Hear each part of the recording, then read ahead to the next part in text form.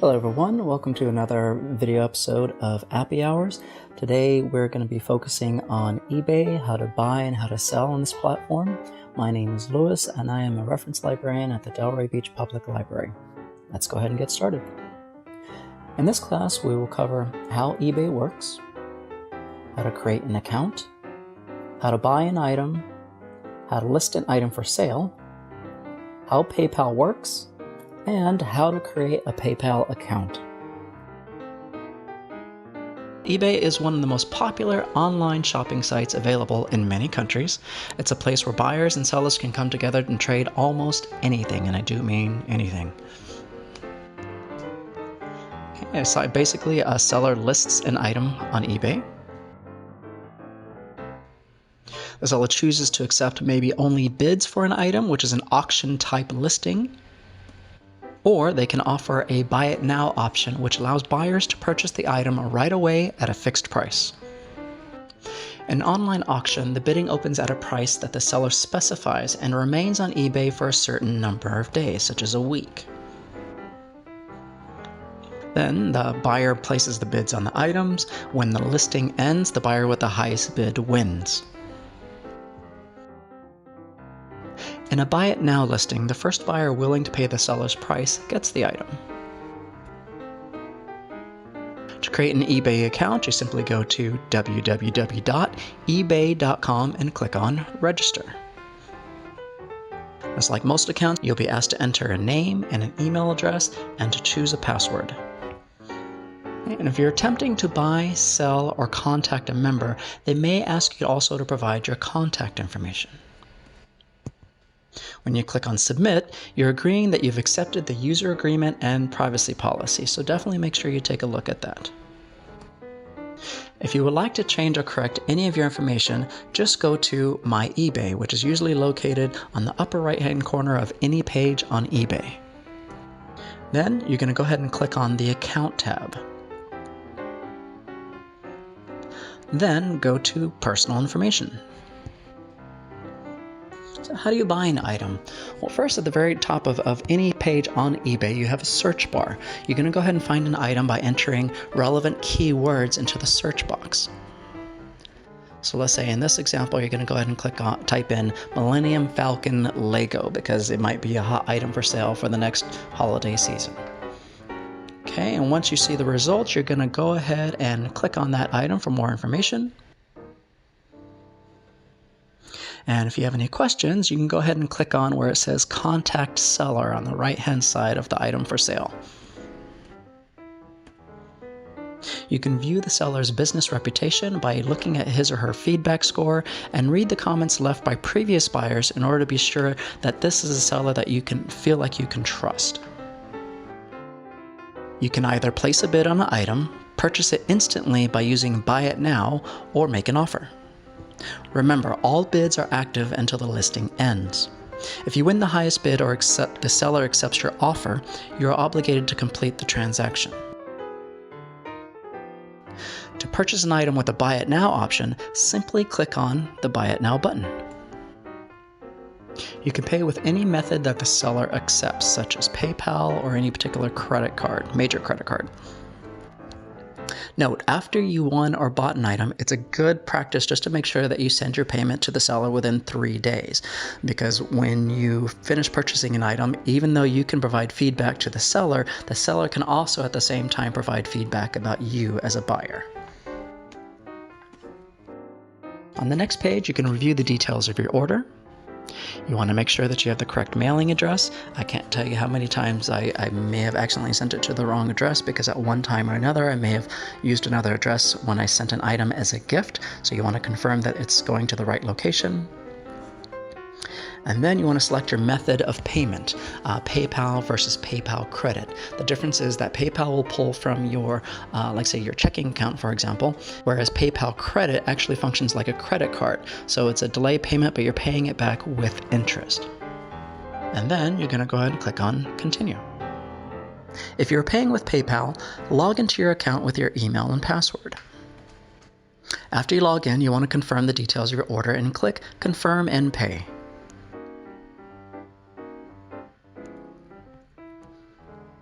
Okay, congratulations, you're done. You can go ahead and print your order details and view your estimated delivery date. Okay, and what if you want to list an item for sale? Selling on eBay is a great way to make extra money and have some fun doing it.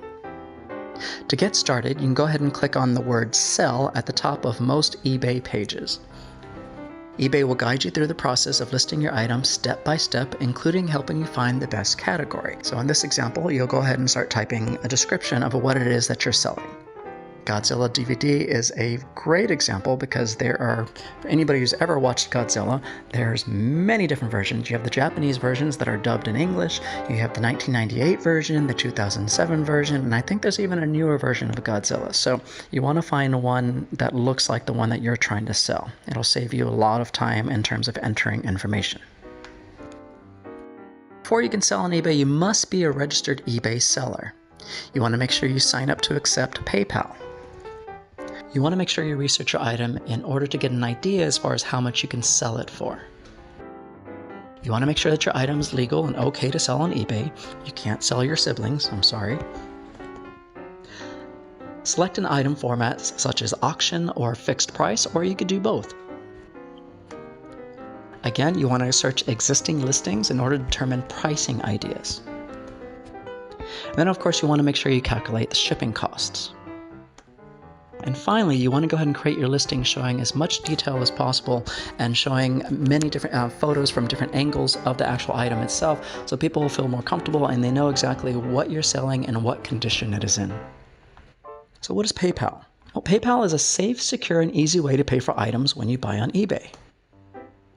If you have an email address and a credit card or bank account, you can use PayPal in order to pay. Your bank and credit information are not revealed to other members. If you sell items on eBay, you could also use PayPal to print shipping labels and packing slips and pay for your eBay seller fees. However, you might find that you may be able to save money on shipping by taking the item directly to your local post office and purchasing postage there. PayPal offers seller protection and buyer protection, plus you can become a PayPal verified to confirm your identity and help you stay secure. How do you create a PayPal account? Well, to sign up for PayPal, you simply go to paypal.com, click sign up in the upper right hand corner and follow the prompts. You get to determine whether this is going to be a personal account or if you're going to be using this for business. And then you're going to hit continue. And that's pretty much it. And next we're going to go ahead and do a demonstration, a live demonstration as far as how eBay works, both purchasing and trying to sell an item. Okay, so let's say I want to find something I'd like to buy. Let's say, you're into coins and you want to look for like a Mercury dime.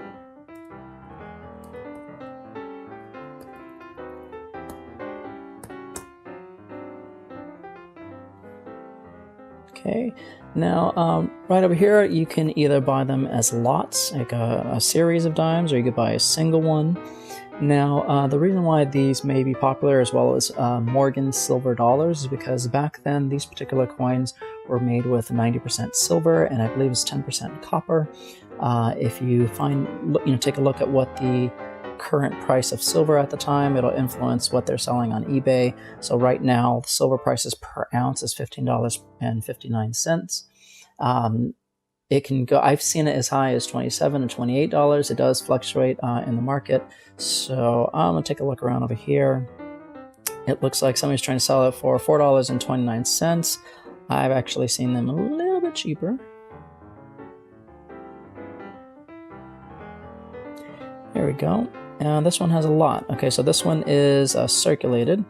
If I click on there one time, it's a good deal. It looks like $2.95. And I've already purchased one from this particular person, so normally it would say buy it now. In this case, I'm going to say buy another. Now over here on the right hand side, you see the seller's information, you see their username, this one's called Microbay, and on the right hand side, this is all the feedback that they've been receiving. So if you go ahead and click on that, you can see all the feedback they've received over the past year. So here they're saying, awesome, thank you very much. Great buyer, nice coins, and fast shipping. So this gives me an idea as far as how good they are about quickly shipping it out. If the item that they ship is as they describe it on eBay. So I feel pretty good about that. They have a huge response, positive response on their particular page. So I'm going to hit buy another. And I only want one, so for quantity, I'm going to leave it as 1. Okay, so right over here where it says pay with, I don't want to use my credit card, I want to use my PayPal account, so I can go over here where it says show options. I'm going to click on PayPal. And here I'm going to go ahead and log into my PayPal account. Right, everything looks good. And so it's showing that I am using PayPal. I'm shipping to this particular address. And the total order is $2.95, and it's free shipping. So I'm going to hit confirm and pay. And that's it. As you can see here, it shows that I will be receiving this item by May 13th. It shows the total cost, my order number. And if I want to, I can click over here where it says see order details. And that's it. Okay, so now let's go ahead and try to sell something. From any page on eBay, you can go ahead and click on the sell icon over here on the right hand side. And let's say I have a DVD to sell. Let's say I want to sell Harry Potter and the Half-Blood Prince.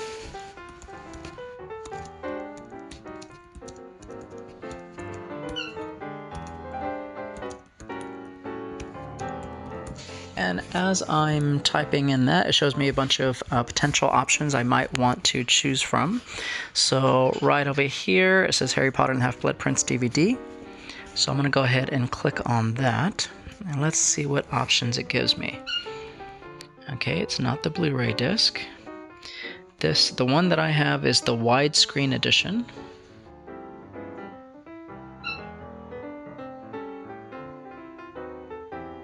There it is, widescreen edition, right over here.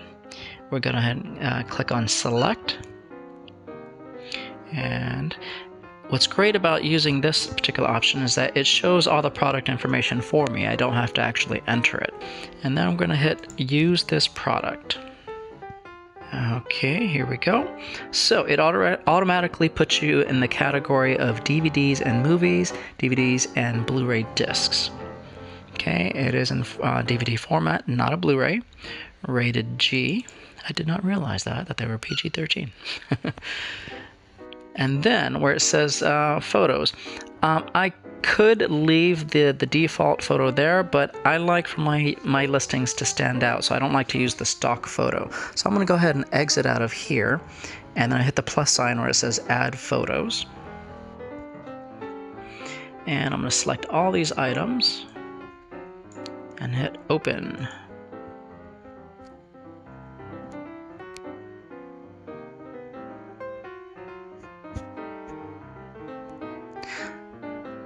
Now the photo that you normally have in the first box right there, that'll be your main photo that will show up when people do a search. Okay, now you'll notice at the bottom of each photo you can go ahead and enhance any of these particular items. So let me just play with this just a little bit because I feel that my photo is a little bit faded. So I'm going to play with the contrast just a touch. There we go, that's not bad. Play with there we go, and turn down the brightness a little bit. And that way it's a little bit more clear for people to see. And while I'm at it, why don't I go ahead and check the other ones as well. Yeah, it looks a little bit too bright, so I'm going to bring down the brightness just a touch. There we go, maybe increase the contrast, hit save. Now, for any particular item, you want to make sure that you take a bunch of photos. When it comes to DVDs or books or any other items, I like to take a picture of the front, the back, especially when it comes to DVDs. You want to go ahead and open it up so people can see what it looks like. I like to flip it over so to show them that there are no cracks, no scratches on the particular DVD, so that way they're buying with confidence. Okay, and then you can scroll down to see some of the other options that you might want to include. Now this is not a box set, so I don't need to click on any of these other items over here on the right hand side. Let's see, there's no special edition except for widescreen, which I don't see here, which is fine, we can ignore that. Okay, region code. It's a US DVD, so we can click on DVD 1. There we go. The language is in English. And the release year.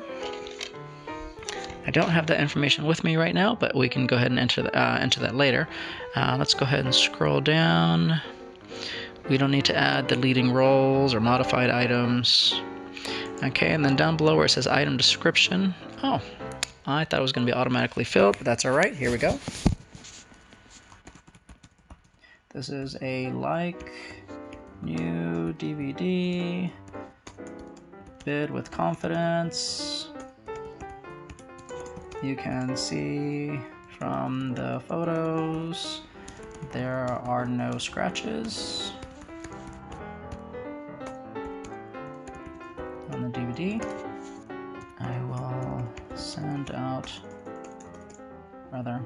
I will ship out this item within 24 hours of payment. If you have any questions, please feel free to contact me. Thank you so much. Happy bidding. You can sell it as a fixed price. Let's say it's a hot item on the market. You could definitely get $10 and you don't want to wait for a whole week. You can list it as $10 or whatever fee that you feel is appropriate. Or you can do it as an auction style. Now, if you do as an auction style, generally, if you leave it at least 7 or 10 days, eBay will not charge you an additional fee. If you only do it for 1 or 3 days, they might charge you a few cents. And then you get to choose when you want to start your listing. I always like to do mine immediately as soon as my listing is submitted. Now, for the starting price, as a generalization, if you want people to watch and to be having like a little bidding war, you want to start low, especially if you know it's going to sell. So you might for this one, I might start off with 99 cents. But let's say it's an item that's worth significantly more and you don't want to lose money, you might want to add something called a reserve price. Now what that means is, people can start bidding on it through the period of the week, but if they don't reach the minimum price that you're willing to sell it for, you will not be obligated to sell the item if you prefer not to. So let's say my reserve price is $5 because I got this DVD for free somewhere. Okay, if you want, you can add a best offer. And I only have 1 DVD, so for quantity, I'm going to leave it as 1. Now, I'm not sure what the benefit is here for allowing buyers to remain anonymous to other eBay users. I personally like for eBay users to know that there are several people bidding on this particular item. So I will leave that unchecked. Where it says make a donation, you can choose whether or not you want to donate a part of your sales to a charity of your choice. When you click on that little checkbox, you can select what percentage you want to donate, as low as 10% or as much as 100%.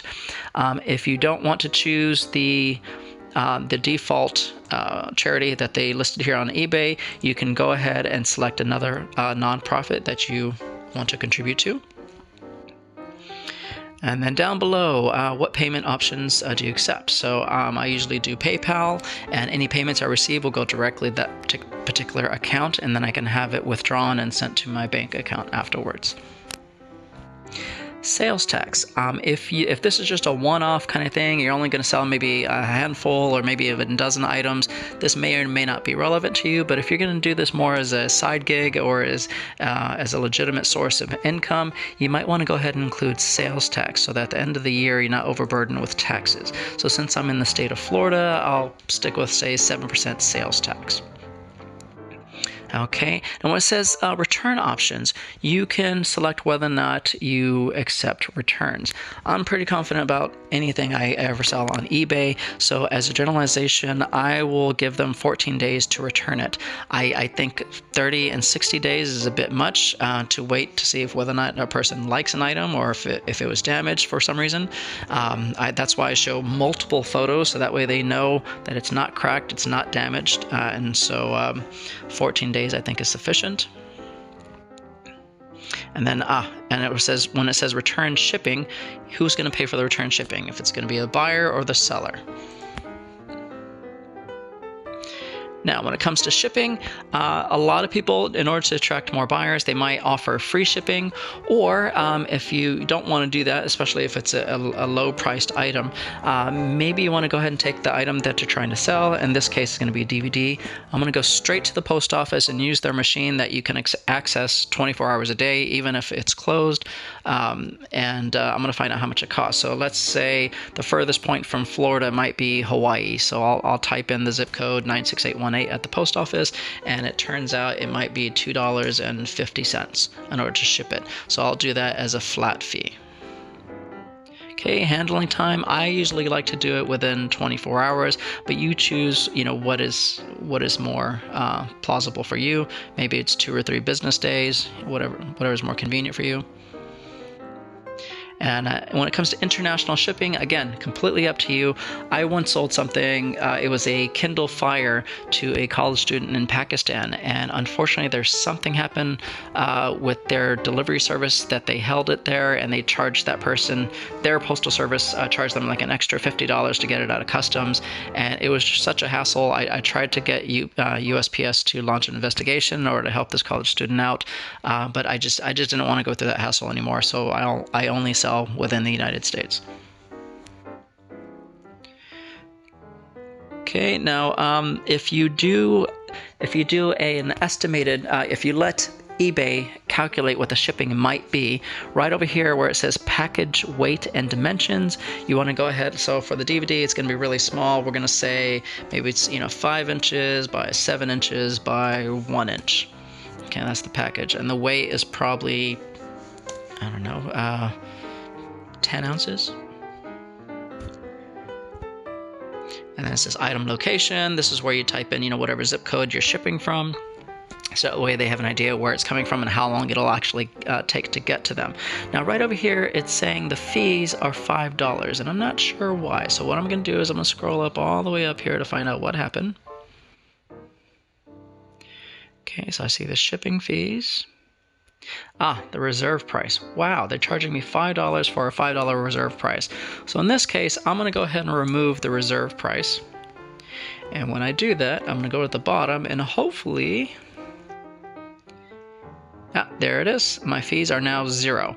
Now, as a generalization, I recommend that you go ahead and click on the preview button in order to see what your listing will look like before you actually list it. So here we go. We have the title, Harry Potter and Half-Blood Prince DVD. WS means widescreen. Starting bid is 99 cents. And the shipping is going to be $2.50. Great. And right over here, you can see all the photos that I posted, including the back side of the DVD, so that way they know it's not actually scratched. And it looks good. I'm happy with the description. And it's like new condition. I'm going to exit out of here. And then finally, hit list.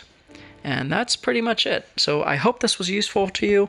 If you have any questions, please go ahead and contact us on any of our social media accounts. I hope you enjoyed this and found this useful. If so, please make sure you subscribe to our channel and share it with your friends and family. Until then, we look forward to seeing you in the next video. Have a great day. Bye-bye.